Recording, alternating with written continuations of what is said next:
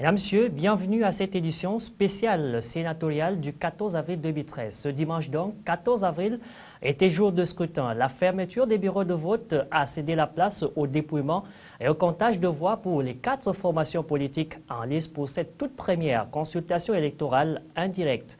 Sur l'échiquier national, observateurs, candidats, conseillers municipaux et administrations ont désormais le regard rivé vers Elections Cameroun, instance en charge de l'organisation de cette sénatoriale en vue des premières tendances avant leur validation par le Conseil constitutionnel. Les échos de ce rendez-vous historique de la vie politique du Cameroun dans cette édition spéciale d'information.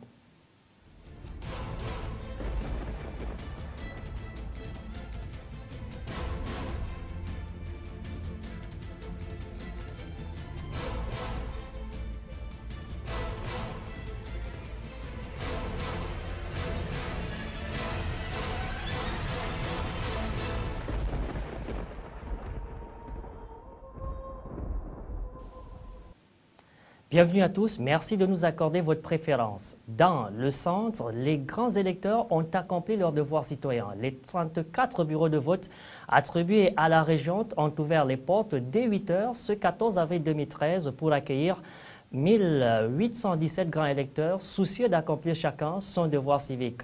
2 partis politiques y sont en compétition, le Rassemblement démocratique du peuple camerounais et son challenger habituel, le Social Democratic Front.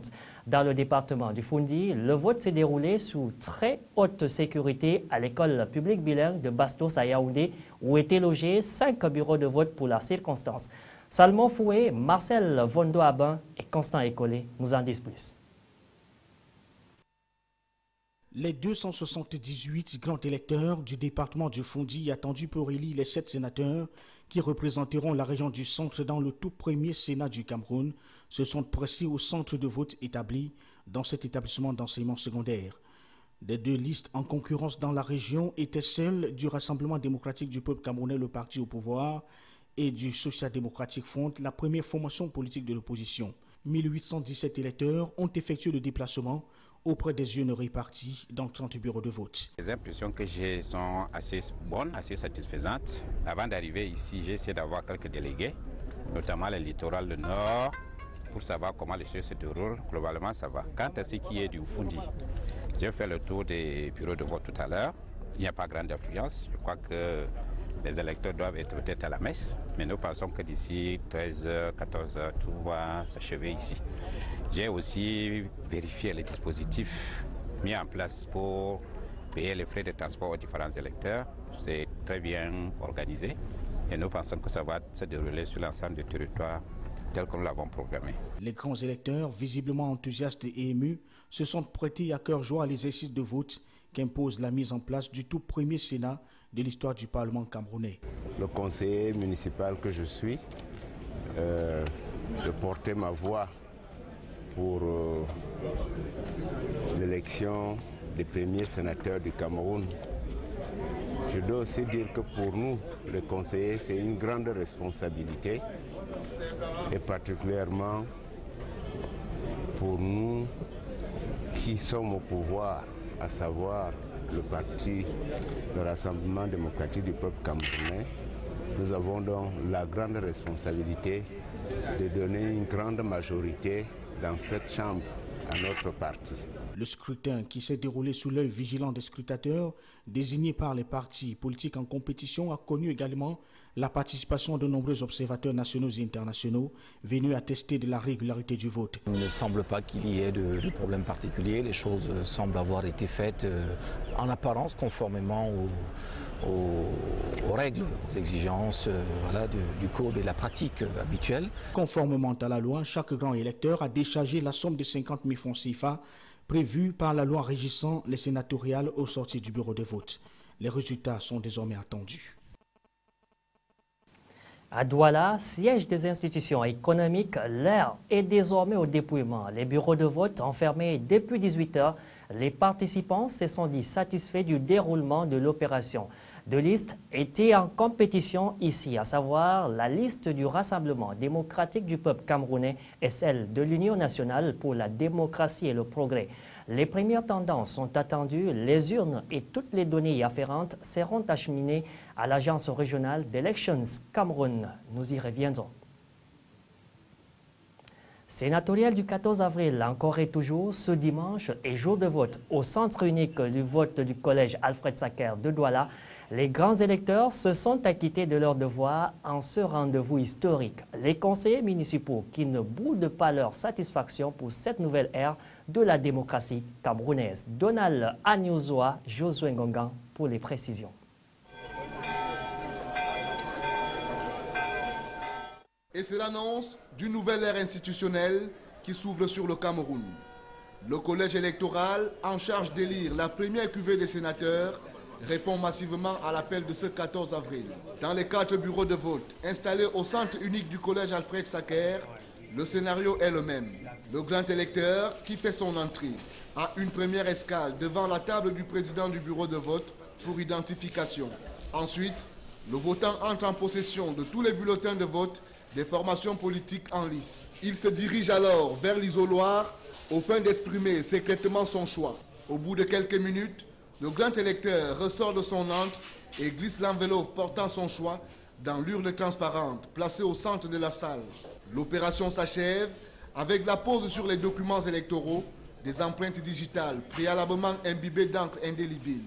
Très satisfait d'avoir accompli mon devoir de citoyen, un devoir civique que j'appelle à tous les grands conseillers municipaux et qui sont des grands électeurs de faire le même geste.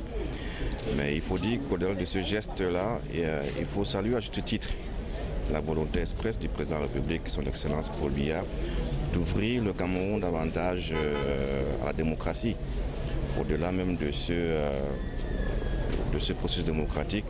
Je pense qu'il faut également savoir que le vote démocratique prend son envol de jour en jour au Cameroun. En ce jour dominical où les urnes gardent dans le secret absolu le choix des grands électeurs, les populations des berges du Vouri n'ont pas cessé de vaquer à leurs occupations quotidiennes.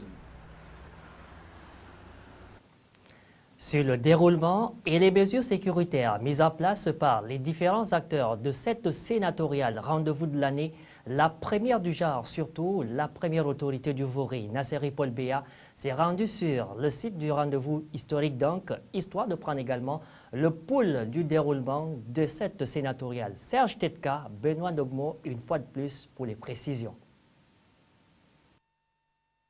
Le collège Alfred Sacker a été pris d'assaut ce dimanche 14 avril 2013 à l'occasion des toutes premières sénatoriales du pays.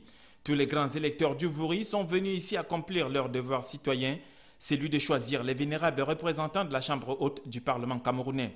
L'autorité administrative a tenu à marquer d'une pierre blanche cette nouvelle page de l'histoire du Cameroun. Le prophète Nasseri Paul Biya du Vouri est venu apprécier le déroulement de cette élection unique en son genre. Et l'ECAM, pour sa part, a tout mis en œuvre afin d'être irréprochable. Aucun détail n'a été négligé. Personne ou presque n'a tenu à être absent à l'élection des premiers sénateurs du Cameroun pour le compte du littoral. Rendons-nous dans l'extrême nord où le déroulement des élections sénatoriales a connu un moment plein d'effervescence tant pour les différents candidats que pour les électeurs à Mora, chef-lieu du département du Mayo-Sava. Des 116 électeurs appelés à voter, un seul a répondu aux abonnés absents. Célestin Taboulé, Bintou Akoum, nous en font l'économie. C'est dans une ambiance sereine que s'est déroulé le scrutin. Sur les lieux, des mesures sécuritaires ont été prises ainsi que des dispositions pour l'accès des électeurs aux opérations de vote. Des mécanismes de contrôle s'effectuaient dès l'entrée de l'électeur dans le bureau de vote.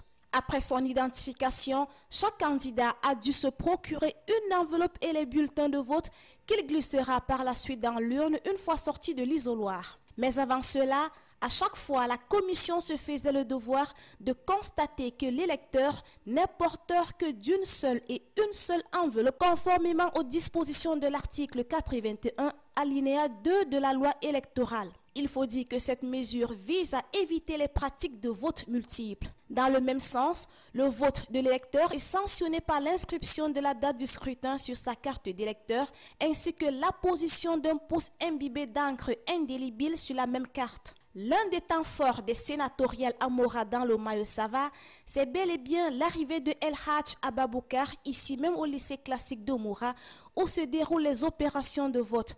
Le candidat est tête de liste investi par le RDPC dans la région de l'extrême nord. Comme il fallait s'y attendre, le doyen des maires du Cameroun, qui lorgne désormais la haute chambre du Parlement, arrivé à 9h10, a été l'objet de toutes les curiosités. Dès sa descente du véhicule, ses pas vers le bureau de vote, sa sortie de l'isoloir et l'accomplissement de son devoir civique, Ababoukar n'a pas échappé un seul instant aux caméras. Autre temps fort du vote à Mora, c'est le passage de Kavaye Guédibril, le président de l'Assemblée nationale et par ailleurs coordonnateur de la commission régionale de campagne pour le compte du RDPC dans le cadre de ce scrutin qui est arrivé autour de 9h15. Au total, les opérations se sont plutôt bien passées ici à Mora à 1h45. Des 116 conseillers appelés à voter, tous sont du RDPC. 115 ont rempli leur devoir de citoyenneté, à l'exception du conseiller Youssoufa de Kolofata, qui se trouve actuellement en prison. En rappel, seuls 2 partis politiques sont en lice dans la région de l'extrême nord, à savoir le RDPC et l'UNDP. À Gawa dans le Nord, 362 conseillers municipaux ont pris le chemin des urnes dès 8 h ce 14 avril 2013. Ils sont venus des 12 arrondissements que compte le département de la Benue, à savoir Bibemi, Bachéo, Demsa Dembo, Ngong, Lagdo, Pitoua, Toua, Mayo, Ourna et les communes d'arrondissement de Gawa. Si l'on a observé une timidité après l'ouverture des 6 bureaux de vote situés au lycée classique de Djamboutou, eh bien, l'effervescence a tout de suite monté d'un cran. Reportage jusqu'à Raman Bonnier, Divinapi.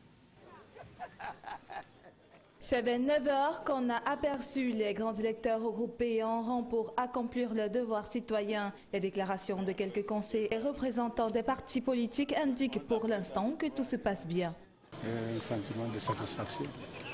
J'ai accompli mon devoir. Bien sûr, j'ai voté la liste de RDPC. Je n'ai pas besoin de cacher. Et je crois que la majorité des conseillers que je vois ici, les 6 bureaux de vote, sont en train de mettre l'électricité. Donc ça se déroule bien. Jusqu'à 12 h au moment où l'équipe de Chem News 24 quittait les lieux, aucun incident majeur n'a été signalé. Je suis sereine et puis surtout je suis contente de l'organisation. Tout se passe bien, c'est calme, c'est bien organisé. Les gens sont disciplinés. C'est ce sentiment-là. Par rapport au vote, je suis sereine. Quelques conseillers rencontrés affichent également leur satisfaction après avoir accompli leur devoir citoyen en votant pour le premier Sénat du Cameroun. Ce sont les conseillers municipaux qui ont été désignés pour choisir les sénateurs. C'est quand même un privilège que d'être parmi les conseillers municipaux qui ont choisi les tout premiers sénateurs de notre République.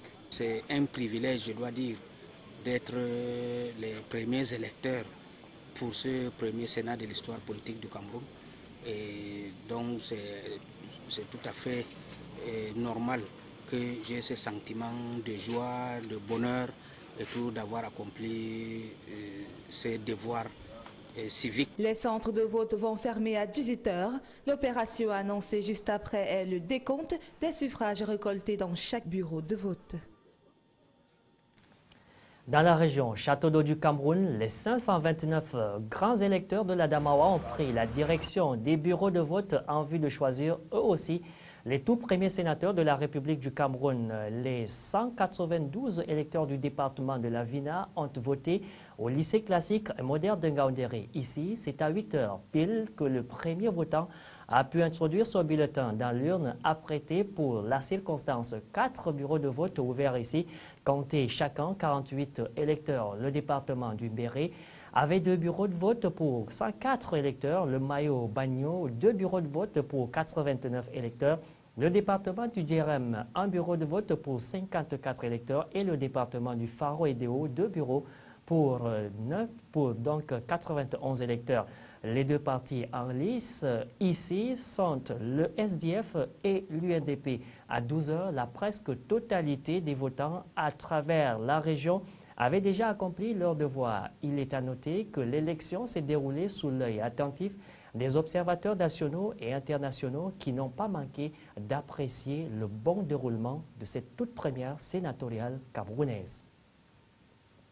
Les conseillers municipaux de la région de l'Ouest sont allés également aux urnes à l'effet de choisir les tout premiers sénateurs de l'histoire du pays issus des 3 partis, à savoir les listes en compétition. L'UDC, le SDF ont été représentés aux grands électeurs, également sortis des rangs de 3 partis représentés dans les conseils municipaux de la région. Ces élus du peuple se sont acquittés de leur devoir civique dans une ambiance empreinte de calme et de sérénité. Médard Gosso, Divinapi pour les précisions. Pour ces élections sénatoriales dans la région de l'Ouest, il y avait en dehors des conseils municipaux du STF et de l'UDC partis en compétition, ceux du RDPC officiellement acquis à la cause du parti de Ninjon Frundi, en croire les dernières consignes de vote avant le jour J. L'ouverture des bureaux de vote a eu lieu à 8 heures, tel que prévu, et le déroulement sous le contrôle de l'autorité administrative présente sur les lieux n'a connu la moindre embûche. Effectivement, tout se passe très bien. Toutes les dispositions prises ont été respectées, tant au niveau de l'ECAM qu'au niveau des électeurs. Nous sommes là depuis. Tous les grands conseillers ont chacun accompli sa mission. Pour ceux du Social Democratic Front, majoritaire à Bafoussam, la victoire de leur liste semble une évidence. Les conseillers municipaux du parti au pouvoir dans le Conquis, ainsi que ceux de toute la région qui ont reçu des consignes avant le scrutin, sont allés aux urnes, disent-ils, exprimer la volonté du président national. Nous sommes des militants rattachés au président de la République, des militants du président Paul Biya. Nous devons voter selon les consignes du comité central. Scrutateurs et observateurs associés à Elections Cameroun étaient chacun dans son rôle pour le bon déroulement du scrutin. Des urnes transparentes disposées à dessein sortiront les premiers signes de la vérité ce soir, après le comptage des votes. Dans le nord-ouest Cameroun, 19 bureaux de vote étaient ouverts dans les 7 arrondissements que compte la région. Du côté des grands bureaux de vote du département de la Mézam, logé au lycée bilingue de Bamen-Danké, j'y suis depuis 8 heures du matin. C'est la grande affluence. 2 géants de la scène politique sont en quête des sièges sénatoriaux qui seront accordés à la région. Il s'agit du Rassemblement démocratique du peuple camerounais et du Social Democratic Front. Clémence Madeleine Yamda, Christian Envemé et Constant Écolé pour l'économie. Pour la toute première élection sénatoriale de l'histoire du Cameroun, les conseils municipaux de Bamenda ne sont pas restés en marge. Ils sont allés, comme leurs confrères de tout l'étendue du territoire national, remplir leurs devoirs citoyens. Je suis très content que ça se passe bien. Nous avons déjà mis en place ce Sénat, le premier Sénat. Et ça, c'est un travail que les conseillers ont fait. Seulement à les regarder, les uns et les autres ont eu le temps de formuler quelques attentes à l'endroit des futurs sénateurs qu'ils représentent pour le pays. Je dois dire aux sénateurs que les conseillers municipaux comptent aussi beaucoup sur eux parce qu'on nous a beaucoup négligés dans ce pays depuis 2004. Parmi les premiers sujets à discuter dans le Sénat sera le salaire des conseillers. Ici, dans la région du Nord-Ouest, 997 électeurs ont effectué le déplacement des centres de vote pour choisir la liste de leur choix. Dans les 4 bureaux de vote ouverts dans le département de la Mézam, c'est une affluence totale qui a été observée dès l'ouverture des bureaux de vote. Les textes ont été bien appliqués. Les listes des électeurs est publiée depuis 3 jours. Les bureaux de vote dans ce centre qui compte 4, les bureaux de vote ont commencé à 8 heures.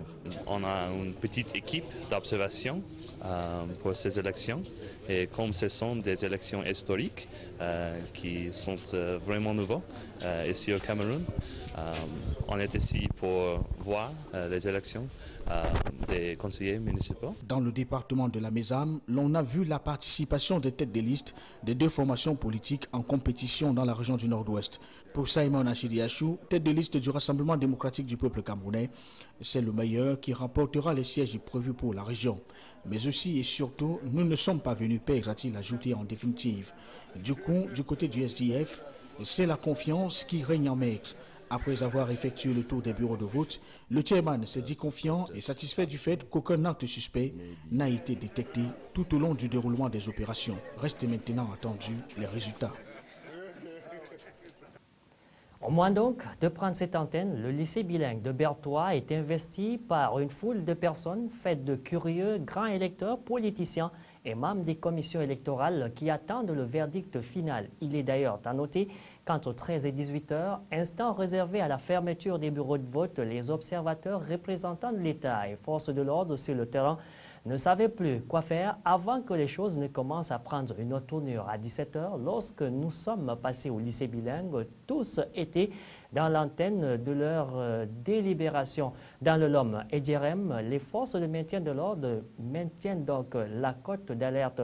Ces éléments de la Sûreté nationale, à côté du corps de la garnison militaire, y compris l'Observatoire national des électeurs, veillent au grain. Dans l'enceinte de cette institution scolaire érigée en centre de vote, un calme règne désormais pour le décompte. Eh bien, pour faire complet, tout à fait complet donc sur les temps forts de cette journée dans la région de l'Est, nous avons en ligne de Berthois Ernest Atiba, notre correspondant permanent dans cette partie du pays. Il faut dire que l'élection sénatoriale qui se déroule depuis ce matin aux allures d'une élection particulière se déroule sans écueil depuis 8 heures. 14 bureaux de vote ont été pris d'assaut par 783 conseillers municipaux que compte la région de l'Est pour choisir les tout premiers sénateurs de la Chambre haute du Parlement. Dans le Rognon, où nous avons marqué le tout premier escale, 321 conseillers étaient inscrits au départ, mais malheureusement 317 ont voté. Le reste des conseillers n'a pas pu voter pour des raisons multiples et diverses. Les deux premiers sont incarcérés à la prison centrale d'Abomban pour des exactions commises. Un est décédé et l'autre n'a pas pu voter pour avoir égaré sa carte d'identité et sa carte d'électeur. 4 pygmées sont également parmi ces conseillers et se sont, n'est-ce pas, exprimés à travers le vote pour choisir les sénateurs de la Chambre haute. Et ils sont dans les communes de Ngoïla, Mindourou et de Messok. Dans le Lom et Djerem, 178 conseillers municipaux se sont rendus dans les 3 bureaux de vote pour exprimer leur devoir de citoyen. Le gouverneur Samuel Iva-Dibois était avec eux pour, n'est-ce pas, apprécier l'ambiance, pour apprécier l'organisation de l'Elections Cameroun. Il était accompagné du chef d'agence départementale d'Elections Cameroun pour encourager ceux qui devaient voter et voir si l'élection se déroule dans de très bonnes conditions. Le gouverneur Samuel Iva-Dibois est rentré tout à fait satisfait de l'organisation de l'Elections Cameroun, mais il faut dire que l'Est, qui n'a pas une liste concurrentielle, certainement ne va pas faire un pourcentage de 100% parce que certains conseillers municipaux n'ont pas pu voter et d'autres même peut-être ont voté des bulletins nuls. Donc il reste quelques heures seulement pour que nous essayions de voir un peu plus clair sur le pourcentage que va faire la région de l'Est dans ces élections sénatoriales de 2013.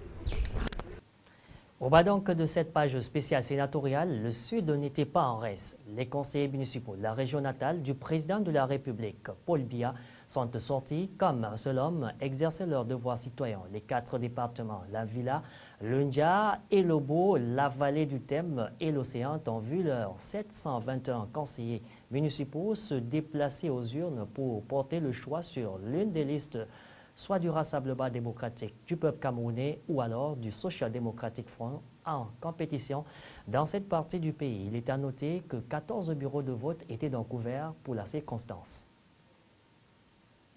Avant de partir, il est à noter que c'était un grand jour pour les élus locaux, grands électeurs pour la circonstance. Vous confirmez, Louis de Gonzague. Le jour tant attendu est bel et bien arrivé. Nous sommes ici au lycée classique moderne de Boulouva, site qui a été choisi pour abriter les opérations concernant la première élection sénatoriale du genre à travers tout le Cameroun.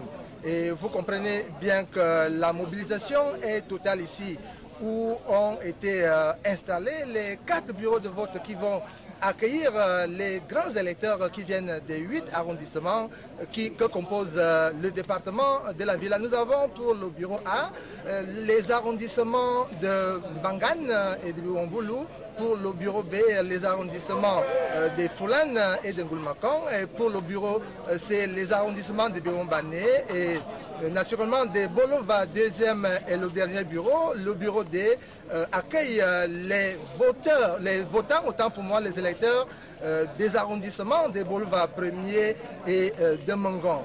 Ici, la mobilisation est véritablement assez grande parce que depuis 8 heures, les scellés ont été posés sur les box, les urnes qui reçoivent les bulletins des électeurs.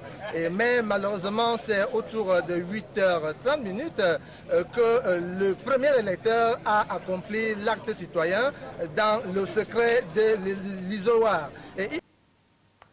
Eh bien, outre le fait que cette toute première consultation électorale indirecte depuis donc la révision du 18 janvier 1996, la Constitution cette tenue et la concrétisation du bicaméralisme parlementaire annoncé depuis la révision constitutionnelle du 18 janvier 1996 est rêvé Cécile particulier qu'elle soit donc la toute première expérience également en vue de l'élection des 70 sénateurs issus des 4 partis en lice, notamment le RDPC, le SDF, l'UNDP et l'UDC, qui plus est cet enjeu majeur de la politique et de la démocratie camerounaise qui s'est déroulé sans anicroche sur l'ensemble du triangle national, se veut historique. Le vote avait un corps électoral bien précis, soit 9 283 électeurs, soit donc les grands conseillers municipaux qui sont érigés pour la circonstance en grands électeurs. Donc, à lieu et place des grands conseillers régionaux aussi. Cette page de l'histoire que vient donc de rédiger les magistrats municipaux tranche net avec les municipales, législatives et la présidentielle qui interdisent donc le mouvement des personnes et de leurs biens dans le pays.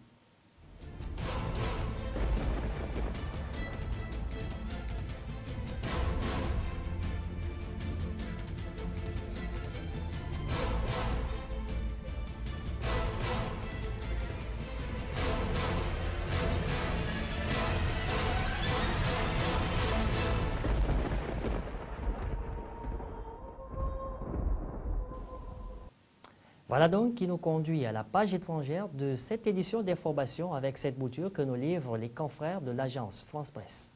Les Vénézuéliens appelés aux urnes pour élire un successeur à Hugo Chavez. Les 2 principaux candidats sont Nicolás Maduro, l'héritier désigné par l'ex-président, et Enrique Capriles, chef de l'opposition. Crédité d'une avance de 10 à 20 points dans les sondages, Nicolás Maduro, 50 ans, part favori. La traque de Redouane Faïd se poursuit. Le braqueur est désormais sous le coup d'un mandat d'arrêt européen. Un frère de l'évadé a été également placé en garde à vue à Lille. Il rendait régulièrement visite aux malfaiteurs. Redouane Faïd, 40 ans, s'était évadé samedi de la prison de Sequedin à l'aide d'explosifs. La grippe aviaire se propage en Chine. 2 personnes atteintes par le virus H7N9 ont été repérées dans la province du Henan, au centre du pays. Samedi, le premier cas avait été rapporté à Pékin, chez une fillette de 7 ans. Au total, 55 personnes ont été contaminées, dont 11 sont décédées. Plus de 20 degrés, du soleil et du ciel bleu. L'attente a été longue, mais c'est enfin arrivé. Paris baigne dans une atmosphère printanière ce dimanche, à l'image du reste du pays. Il faudra cependant être encore patient. Le soleil ne devrait s'imposer dans la durée qu'à partir de mercredi, selon Météo France. C'est reparti pour une cavalcade mondiale. Psy lance son 2e single, Gentleman, et le succès est au rendez-vous. Plus de 10 millions d'internautes ont vu son clip sur YouTube, moins de 24 heures après sa publication. Le chanteur sud-coréen avait donné pour l'occasion un méga concert à Séoul, devant près de 50 000 fans. C'est par cette note de la page étrangère que nous mettons un terme à cette édition spéciale du 14 avril 2013, consacrée donc à la toute première sénatoriale de l'histoire politique moderne du Cameroun, avec donc désormais Les rideaux qui sont tombés dans les différents bureaux de vote où observateurs, administrateurs, candidats et autres conseillers municipaux ont désormais le regard rivé vers Elections Cameroun, instance en charge de l'organisation de cette sénatoriale en vue de premières tendances avant donc leur validation par le Conseil constitutionnel. Mesdames, Messieurs, c'est donc la principale information à retenir de cette édition d'information. De votre fidélité, merci et au nom de toute l'équipe de production, je vous souhaite une agréable soirée sur CamNews 24.